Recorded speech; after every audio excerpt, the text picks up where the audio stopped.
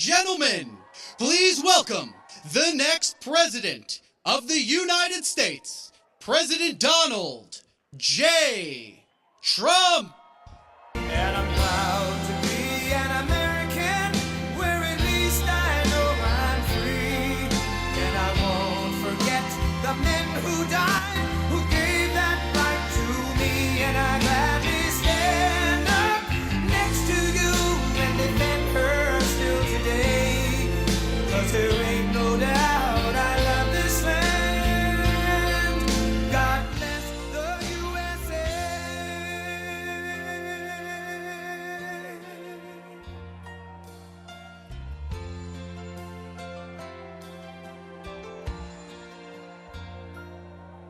From the lakes of Minnesota to the hills of Tennessee, across the plains of Texas, from sea to shining sea, from Detroit down to Houston and New York to LA, where there's pride in every American heart, and it's time we stand and say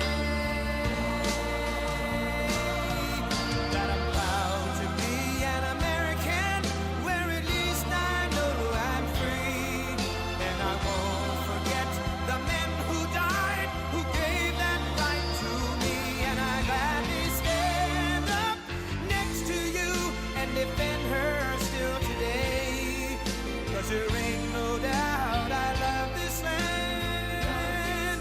God bless the USA.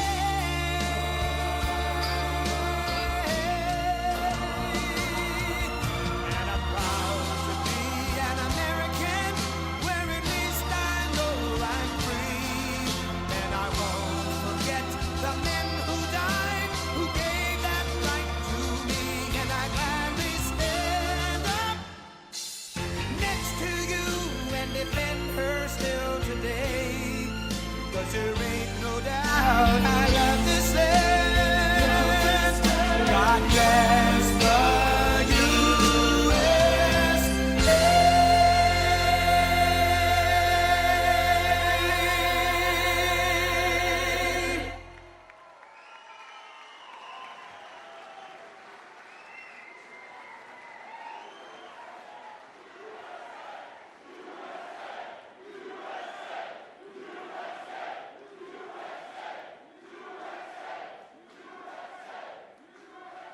Thank you very much, everybody. And we have to save our country. God bless you all. God bless you all. And I never thought anything like this could happen in America. Never thought it could happen. The only crime that I have committed is to fearlessly defend our nation from those who seek to destroy it.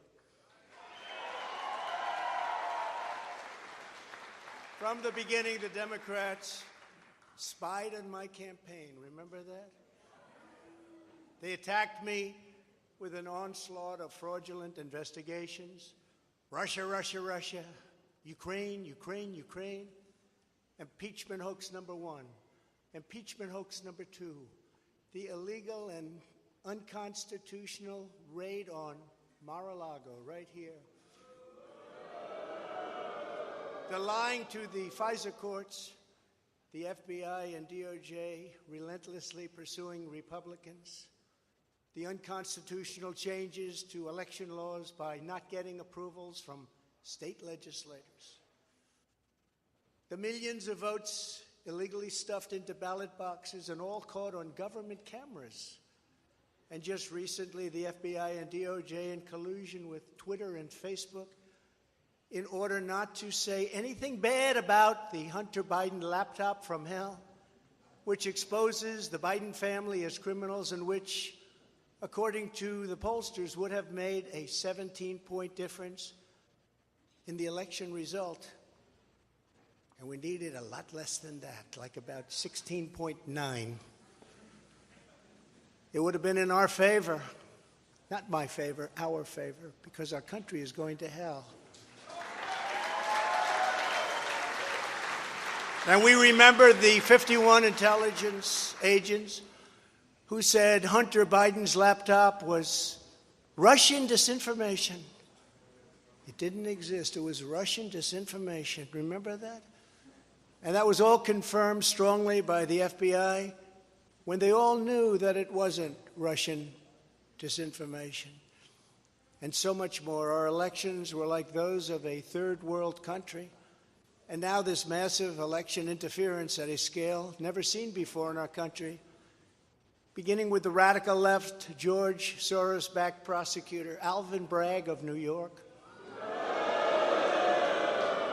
who campaigned on the fact that he would get President Trump. I'm going to get him. I'm going to get him. This is a guy campaigning. He wanted to get President Trump at any cost, and this before he knew anything about me, didn't know a thing about me. He was campaigning.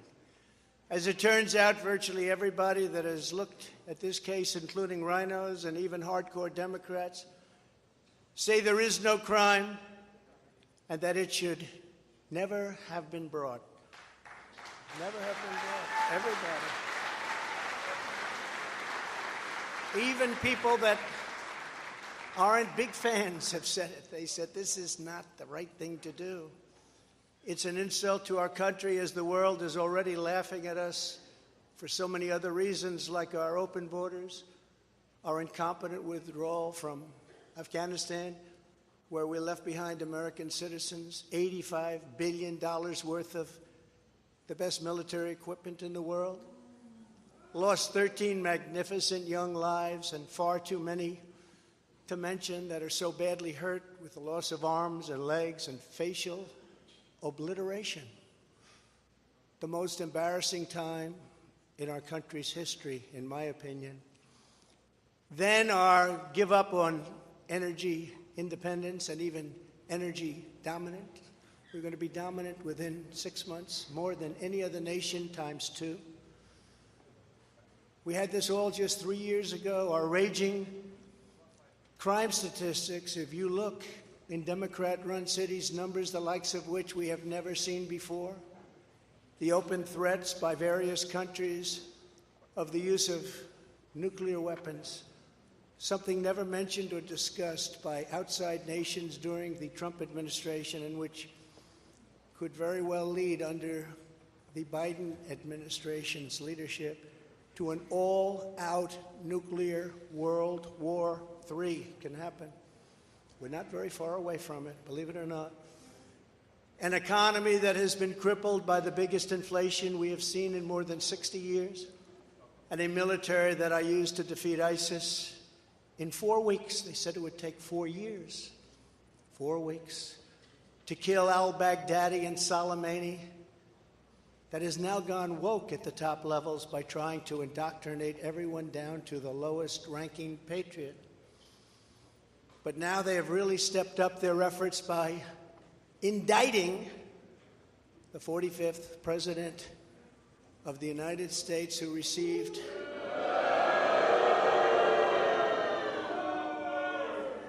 $75 million votes, which is more than any sitting president in the history of our country.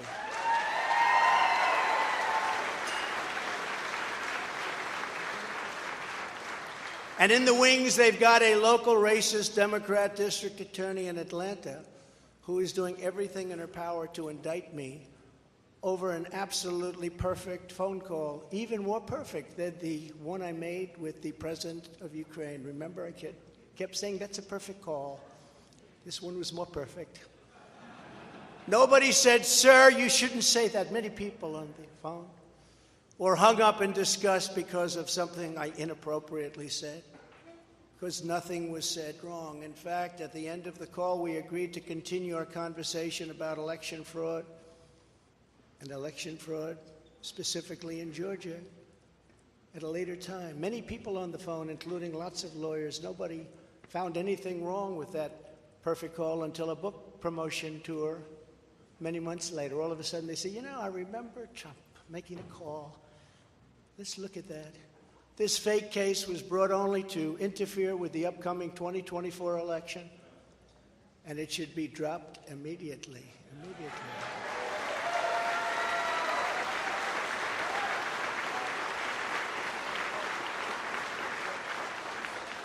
Then you have a radical left lunatic known as a bomb thrower who is harassing hundreds of my people day after day over the boxes hoax. You know, the boxes hoax, as we call it. Just so everyone knows, I come under what's known as the Presidential Records Act, which was designed and approved by Congress long ago just for this reason. Under the Act, I'm supposed to negotiate with NARA, the National Archives and Records Administration, which as of this date is a radical left troublemaking organization that red flags the Constitution of the United States and the Bill of Rights as dangerous and triggering. Can you imagine? This is what we have to deal with. But there is no criminality under the Presidential Records Act.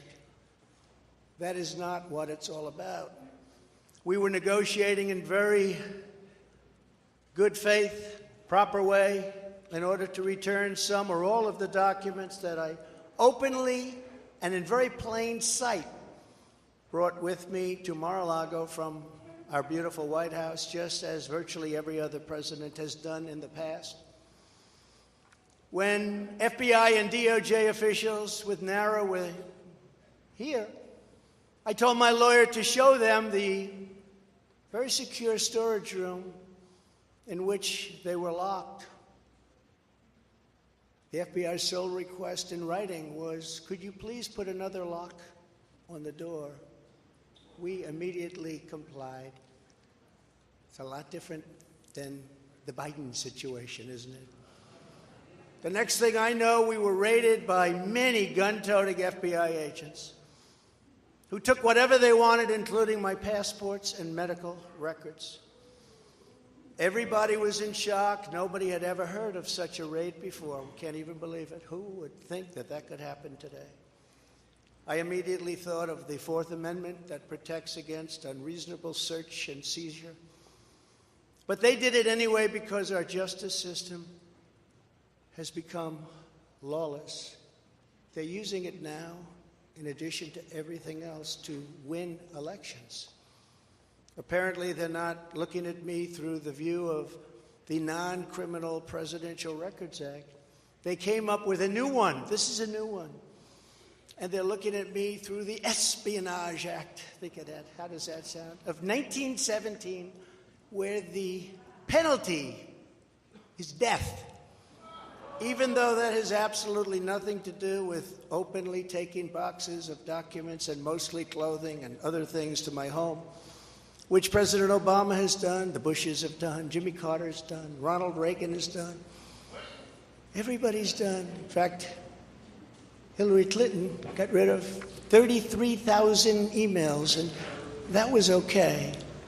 But nobody's done it like Joe Biden.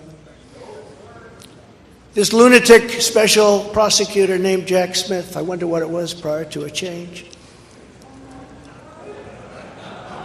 who others of his ilk say he is even worse than they are, is only looking at Trump, yet Joe Biden took massive amounts more documents, even removed many boxes to Chinatown.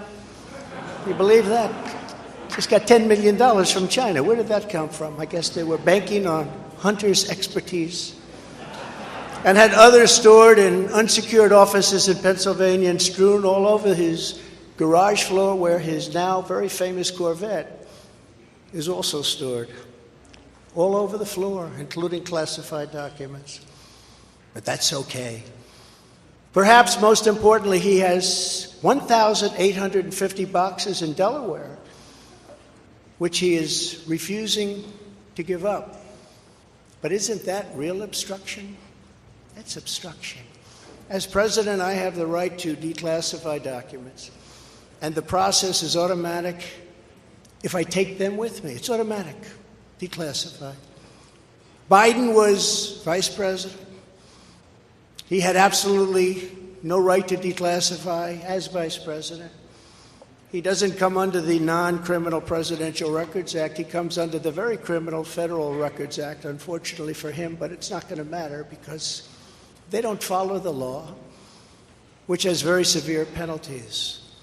He had classified documents that he took while he was a senator which is absolutely inexcusable. And other senators, including Democrats, are outraged. But he's not being harassed and hounded like the people who work for me are. In fact, they seem to have forgotten about his documents entirely. So many, thousands and thousands. It's okay with him. They like to say that I'm obstructing, which I'm not, because I was working with NARA very nicely until the raid on my home. But Biden is obstructing by making it impossible to get the 1,850 boxes or explain why many documents were located in Chinatown. Can't explain it. Why were they in Chinatown? I don't know. Lastly, I'm under investigation. This time a civil investigation by another racist in reverse who also campaigned on, I will get Trump. I will get him. This was her campaign. Never ran for office. I will get him. Her name is Letitia James.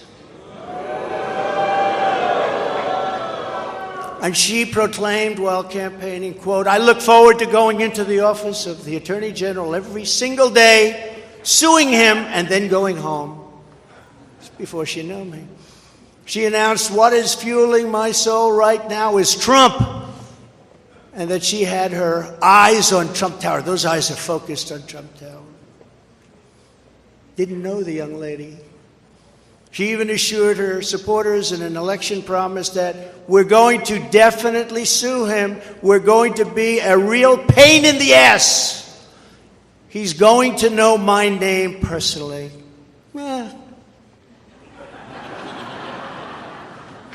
And then she claimed that I was an illegitimate president. Think of it. With all we did on energy, with all we did on the military, on taxes, biggest tax cuts in history, biggest regulation cuts in history, right to try, people able to get drugs now that aren't approved. Hopefully you don't have that problem.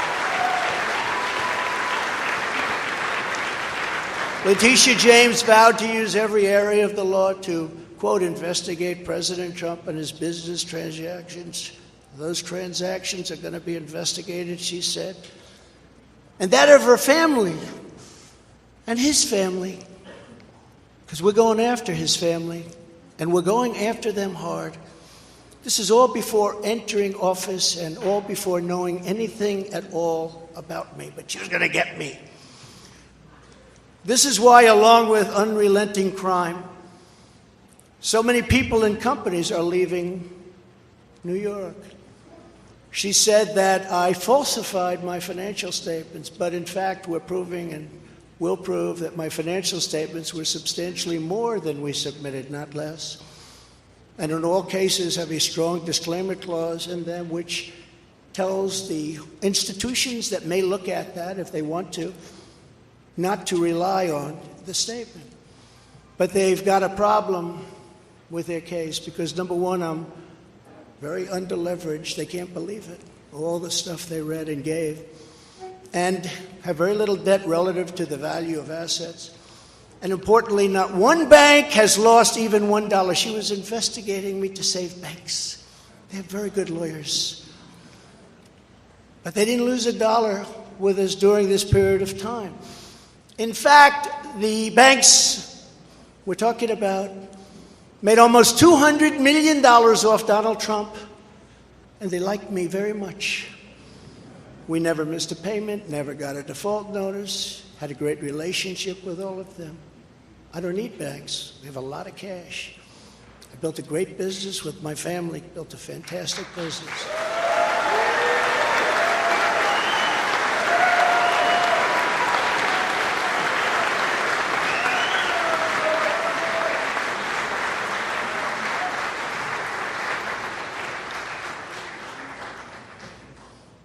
I have a son here who's done a great job, and I have another son here who's done a great job.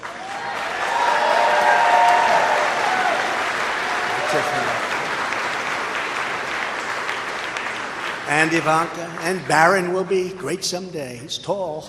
He is tall, and he's smart. But I have a great family, and they've done a fantastic job, and we appreciate it very much. They've gone through hell. So she's suing me over banks that weren't defrauded when she should be focused on violent crime that's driving people out of the state. This is a persecution, not an investigation. She's put our family through hell. It's cost hundreds of millions of dollars to defend, but our heads are held very, very high. They want to settle the case, but I want no part of that. So here we are now. It's where we were today, in a city that was so great just 4 or 5 years ago. But now we're there. Spent time there today, as you possibly read, with a local failed district attorney charging a former president of the United States for the first time in history on a basis that every single pundit and legal analyst said, there is no case. There's no case. They kept saying, there's no case.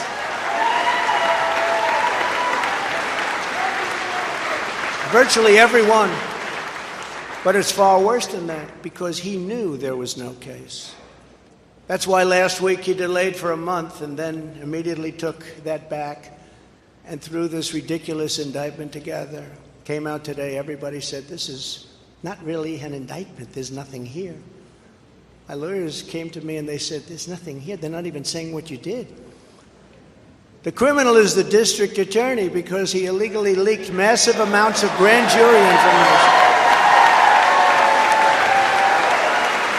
for which he should be prosecuted, or at a minimum, he should resign.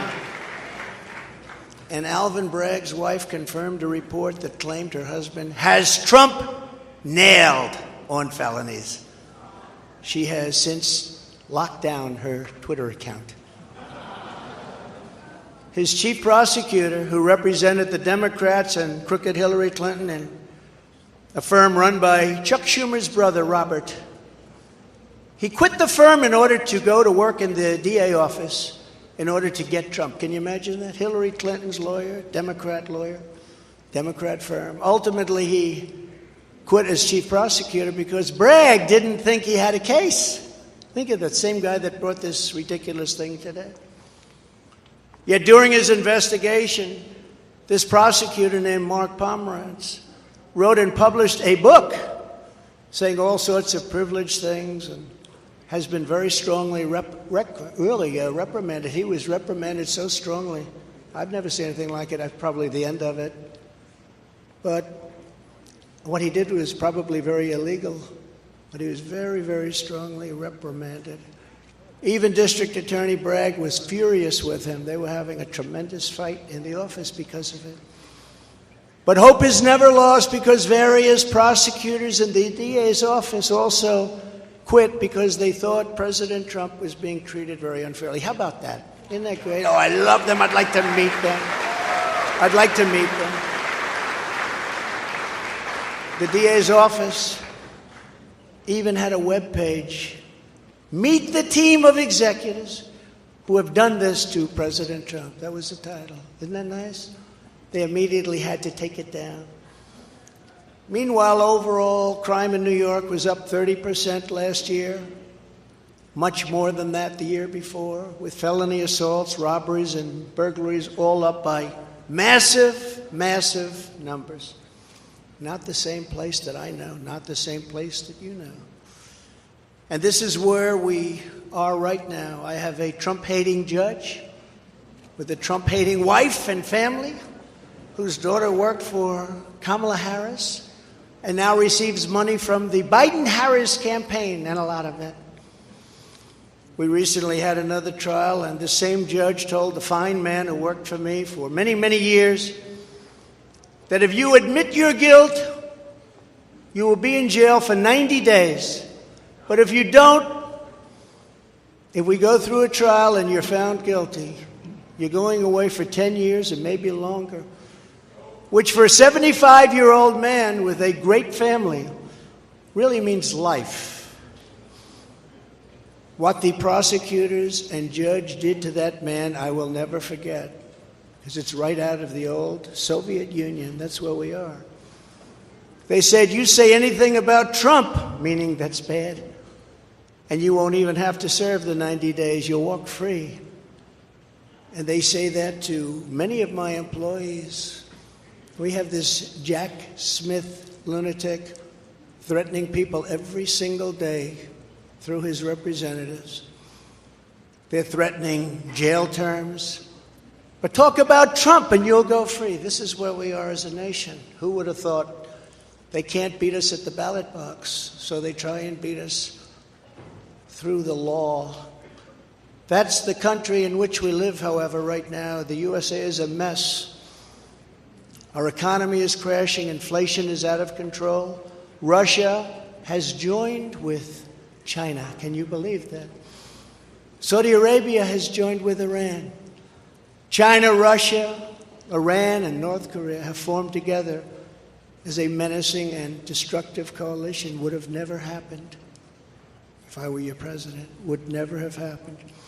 Nor would Russia attacking Ukraine have happened. All of those lives would be saved. All of those beautiful cities would be standing. Our currency is crashing and will soon no longer be the world standard, which will be our greatest defeat, frankly, in 200 years. There will be no defeat like that. That will take us away from being even a great power. If you took the 5 worst presidents in the history of the United States and added them up, they would not have done near the destruction to our country as Joe Biden and the Biden administration have done.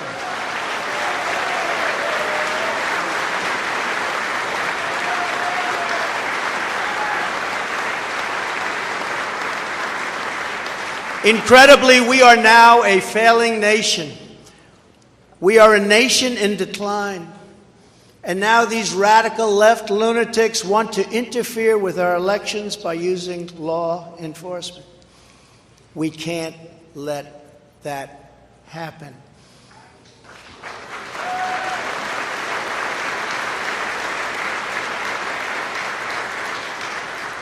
With all of this being said, and with a very dark cloud over our beloved country, I have no doubt, nevertheless, that we will make America great again. Thank you very much. God bless you, and God bless America. Thank you very much, everybody. Thank you.